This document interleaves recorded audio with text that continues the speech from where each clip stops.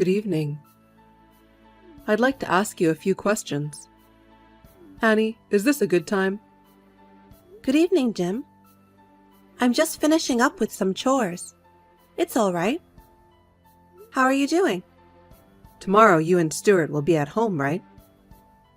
Yes. Stuart, who works in another city, is coming here for a meeting at the head office, so he will be home from tomorrow until Saturday or Sunday. Since it's so important, I'm taking a day off tomorrow too. So we'll both be home all day tomorrow. If you don't mind, I was thinking of showing up too, if that's okay. No problem, but are you coming alone? Yes, I am. You see, as you know, Annie, Stuart hates his mother's meddling terribly.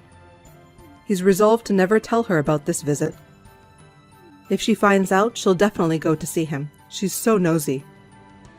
Yes, that's what I've been told too. So that's why I'm bringing it up.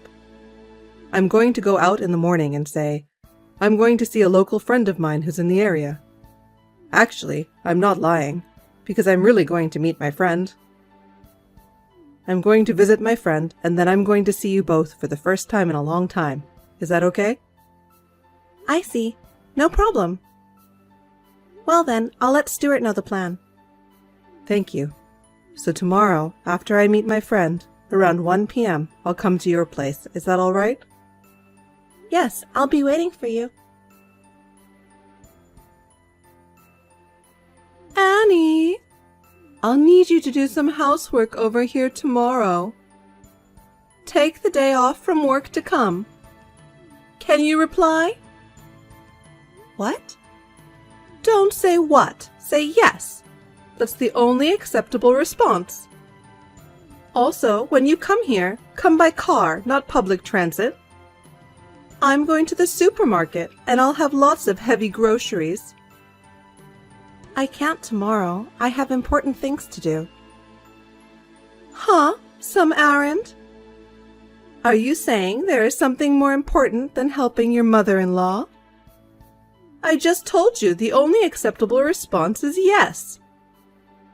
I'm afraid I can't, even though normally I would. The timing doesn't work for me. Tomorrow's errand is really important to me, and it's my #1 priority. I'm sorry, but I can't help you, Susan. If you could ask me on a different day, we can set something up. But if you ask me out of the blue... It's just a little housework and some shopping. You're not close enough to go there and come back quickly, so it's difficult. Hey, what is it you're doing if an hour and a half out of your day is a hassle? You must be so disorganized or lazy. You really have a hopeless personality, don't you? You are so useless. No matter what you say, there will be no change of plans. Bye now. Hello, Annie. Hello, Jim. I've called Stuart, but I think I'll be arriving there in about 20 minutes. Yes, take your time. I'll be waiting for you. Hey, idiot! What time are you coming over here? I've been waiting until now. I still have all the cleaning and shopping to do. You're the daughter-in-law. You're the one who's supposed to be doing all the housework, and you're the one who left it all undone. So get your ass over here. Come here in half an hour. You'll have to prepare dinner, too. This is your punishment for talking to me like a smartass. I'll let you off with this much, so be grateful and come and do it. Don't be lazy. Come quickly. Oh my God, Susan. I told you I was busy and you ignored me. I told you that my needs as mother-in-law should come first. Not in this situation. You should at least do the housework in your own home yourself. Oh, you're such a moron. You idiot wife. If you can't listen to me, you have no value. Now, divorce my son and get the hell out of my life. Susan, you might want to stop being so abusive to me. Huh? That's a terrible accusation to call me abusive. I'm just trying to discipline my moronic daughter-in-law who doesn't listen to me. Your husband Jim is very angry. What? Susan, that's enough. What? What are you suddenly talking about? Don't play dumb with me. I'm at Stuart and Annie's house. What? Stuart came home over the weekend for work. I came to see him on the way to see my friend. Stuart is home? This is the first I've heard of it. I didn't let you know. I didn't tell you. If you'd had told me, I would have gone with you today. Then I could have disciplined Annie in person. Why didn't you tell me? Stuart asked me to keep it quiet, so I didn't tell you. Stuart did? Why? He's not the kind of boy who would cut his mother out of his life, is he? You're still unaware, huh? Unaware of what? That Stuart is annoyed by you. What? Being annoyed by me? That can't be true. I've loved him so much ever since he was born. How can a mother's love for her child be so deep and he can't feel that? You should realize that your mother's love is actually your own self-indulgence. Stuart is fed up with all your interfering, even after he's grown up. How can you say that? You're the one who should have done something as Stuart's father. What about you? I don't know how much I can call it fatherly. But I'm proud to say that I'm what Stuart needs as a parent when the time comes. Huh? What are you talking about? What makes you think he feels that way? Let me give you 2 examples. The first one, I've been introduced to a classmate who says he is Stuart's best friend. What? Best friend? You know Curtis, don't you? What? Curtis? The boy I told him not to hang out with because he grew up in an orphanage? You mean Stuart was friends with that boy, ignoring what I told him? That's right. Oh my God! Orphans are nothing but losers when they grow up. Curtis is now the president of a company with an annual sales of $1.5 billion. What? He studied with the best university overseas while earning his own tuition, graduated, and started his own business. When I met Curtis, Stuart said, he's going to be a big shot someday. Unlike you, he had a good eye for people. That parentless man is the president of a company with an annual sales of $1.5 billion? You're kidding, right? How is that possible? Let's go to the second one. Annie, who became Stuart's wife. Stuart introduced her as the girl he's thinking of marrying, 2 years before he came to tell us he was marrying her. What? I didn't know anything about that. He said he wouldn't introduce her to us until the last minute because he knew his mother would object for no reason if she knew. So then, that's why he rejected my idea for who he should propose to. Because he was already dating Annie. Who in the world was this matchmaking with? You know her. It was Amelia. Huh? You mean that Amelia? Yes.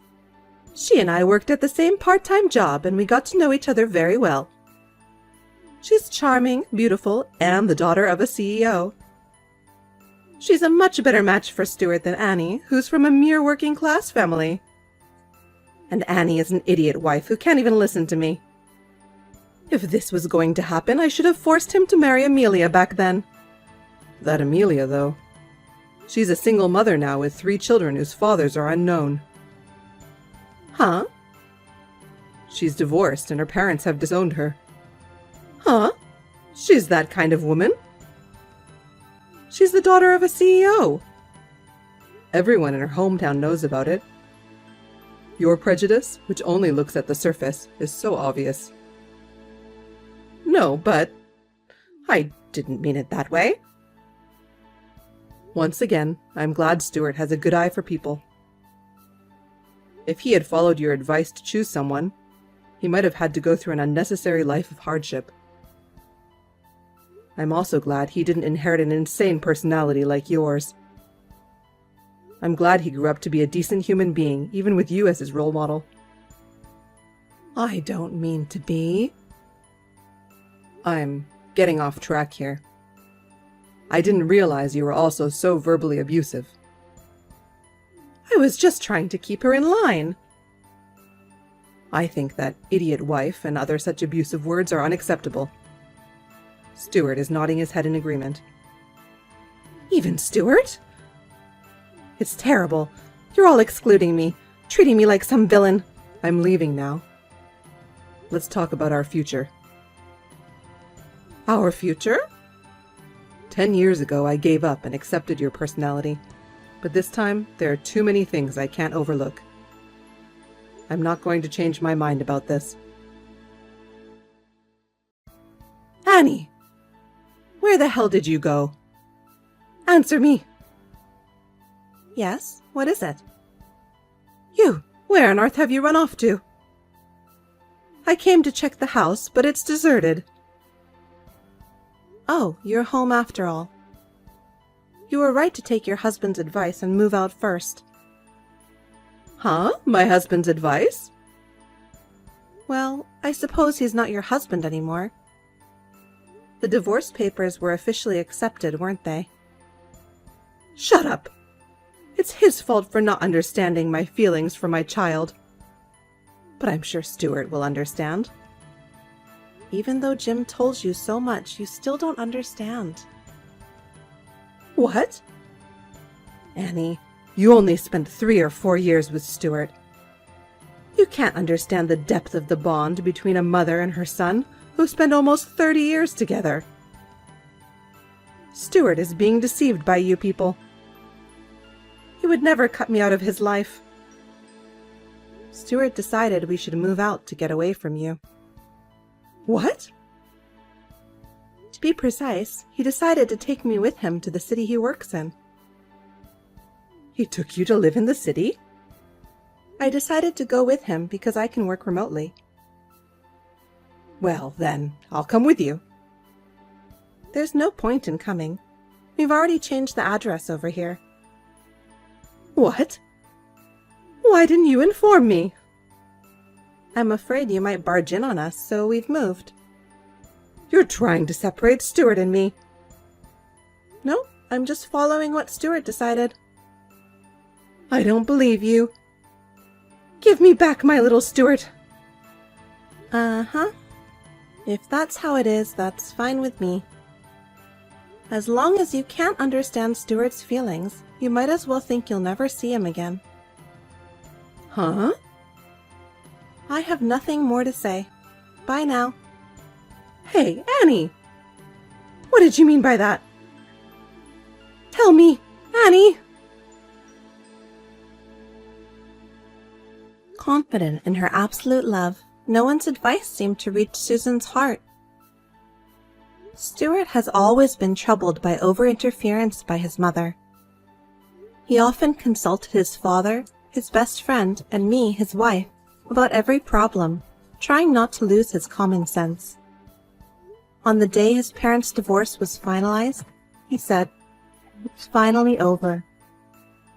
My father-in-law, Jim, said, "I'm sorry it took so long." After he said that, they both felt relieved. I also felt relieved thinking about everything they had lived through. So my mother-in-law was cut off from both her husband and her son, but then she fell in love with a young man who looked like the son. She spent all the money she had on him, and before she knew it, she was deep in debt. I'm afraid of what happens to people who can't stop themselves, but I have no intention of helping her at all. Stephen, can you make some time for me? I have a question I want to ask you. Can I call you? Oh, now? Right now, if possible. It's important. What's so important? I'm in the middle of a conversation with my parents. Can't I call you when I get home? I'm calling because I want to hear from you as soon as possible. If you can't take the call, you can just text with me. I guess I don't have a choice. So, what is it? My bank book and my credit card I left in the safe are missing. Do you know anything about it? They were definitely there last week, but when I looked just now, they're gone. Did you move them somewhere else? Oh, about that. I withdrew the entire amount in the last few days and gave it to my dad. What do you mean? All of it? That was $30,000, wasn't it? Why did you do that? Look, I'm rebuilding my parents' house. They said it was $25,000 more than they had planned for some reason. I looked at the bank book in the safe and found your $30,000, so I thought it was perfect. Oh, and the other $5,000 is to cover the sales tax. Why are you taking my money without consulting me? And why are you using it to rebuild your parents' house? Well, we're going to live together in the future. What? It's a two-family house for my parents' retirement, and we should pay for it too, right? Wait a minute. What do you mean, live together? Huh? I don't have to explain it to you, right? We are the eldest son and daughter-in-law. We're supposed to take care of our parents when they get old. So it's only natural that we live with them. You're the eldest son's wife, right? So that's why. You should have been prepared for that from the time we got married. What are you talking about, Stephen? I really have no idea what you're saying. What? This rebuilding to a two-family house is for your sister to move in, not us. It's so they can live with your sister and her husband. What? Why would you think that? We talked about it when we got together in the summer, right? Your sister's husband, for some reason, wants to leave his parents and move in with yours. So, because of that, we discussed them living with your parents. You said, okay, and kind of gave the go-ahead. Don't tell me you don't remember that. Huh? What's that about? I know he was going on about something, but was it about moving into that house? I don't remember that at all. I remember you were drunk the whole time, drinking in the middle of the day. So you didn't think anything of it. That's, Your father and mother are more comfortable with their own daughter. So, in other words, they'd prefer to live with her rather than me. That's already in the process of being discussed with them. So we can't live with my parents? Does it mean that the two-family house is not for us? I'm the eldest son. How is that possible? You know what?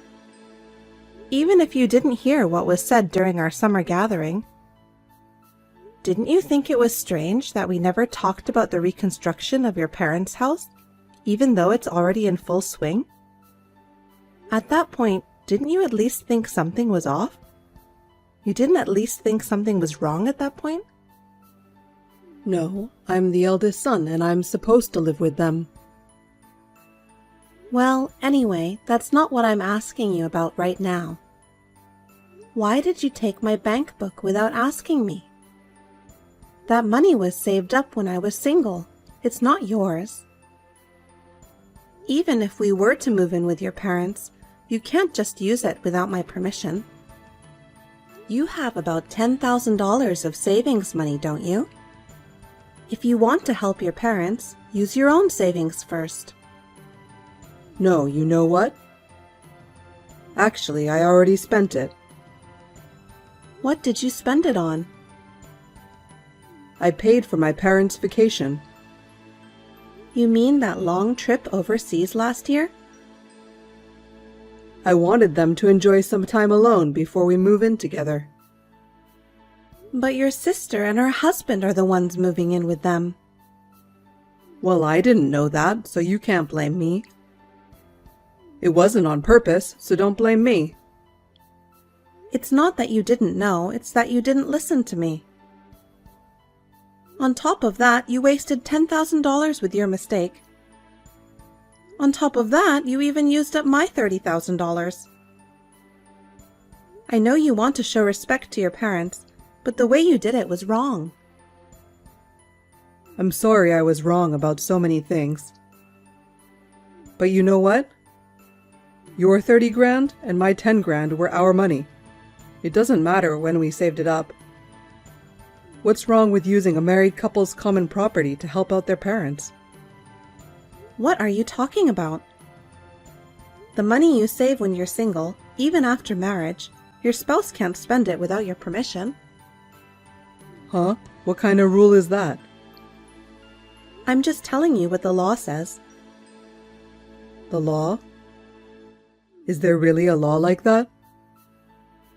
The money you saved when you were single is your own property. Just because we're married doesn't mean you can spend my $30,000 without my permission. And I can't spend your $10,000 without your permission either. Do you get it? What's with all this the law crap? Marital duties and respect to parents are more important than those things. Don't you have any feelings for your relatives? Don't you appreciate my devotion to my parents? If you want to use your own money for this devotion, you can do whatever you want. I'm saying I wish you would have consulted me before taking out my money. It was a mistake to give each other our passwords. I think we should just get a divorce. What? Why? I didn't think you were this selfish and stupid. I don't trust you, so I'm going to consult a lawyer. Of course, you'll have to return that $30,000. Hey, calm down. I'll be home soon. Let's talk about this properly. I can't. I'm going to go stay at my parents' house now. That night, my in-laws came to my parents' house. They said that my husband had told them that my $30,000 was money that he had saved by himself. My in-laws, who were suspicious of my husband's flustered behavior on the phone, questioned him and found out what had happened. In a panic, they came to apologize with the bank book, credit card, and $30,000 in cash that had already been withdrawn. My husband, who was the main perpetrator in this situation, did not come to apologize directly. Instead, he took the stance that, "Your money's been returned, so get over it." So I quickly divorced him with the help of a lawyer. However, after that, I continued to receive messages from him asking me to get back together with him, so I blocked him. I also changed my phone number and email address, moved out of my parents' house, and started working.